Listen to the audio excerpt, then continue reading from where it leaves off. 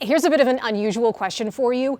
What do illegal lockdown parties, a billionaire, and a head of lettuce have in common? This isn't a setup to a joke. There's no punchline here. This is the real life story, believe it or not, of British politics in 2022. Mr. Speaker, I want to thank everybody here and hasta la vista, baby. Thank you. After months of controversy, Boris Johnson finally had his Arnold Schwarzenegger moment, stepping down in July as British Prime Minister. Johnson was no stranger to scandal during his tumultuous 3 years on Downing Street. Several issues led to his downfall, but the real headline grabber was Partygate. While most Brits were being forced to stay home, Johnson was cited multiple times for breaking lockdown rules and was even fined by police.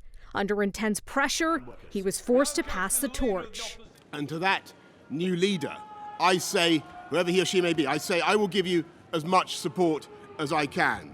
That new leader Johnson mentioned, well, that turned out to be Liz Truss, who earned the dubious distinction of becoming Britain's shortest-serving prime minister.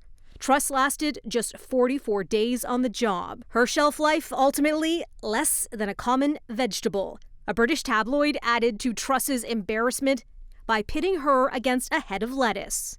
That leafy green ultimately emerged victorious in the battle of which would last longer.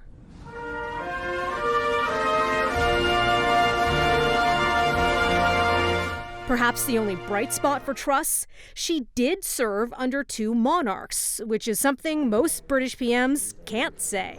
It has been a huge honour to be Prime Minister of this great country. In particular, to lead the nation in mourning the death of Her late Majesty the Queen after 70 years of service, and welcoming the accession of His Majesty King Charles III. There was some talk that Johnson might throw his hat back into the ring to replace Truss, but the job ultimately fell to Rishi Sunak, who, along with his wife, is richer than the monarchy itself. Sunak is a former investment banker, while his wife owns shares in software company Infosys. Together, they're estimated to be worth more than $1 billion Canadian bucks. That has some people questioning whether Sunak might be out of touch with Brits trying to make ends meet.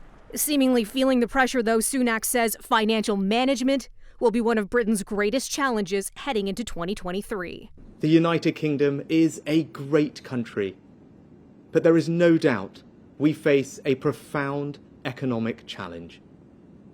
We now need stability and unity, and I will make it my utmost priority to bring our party and our country together.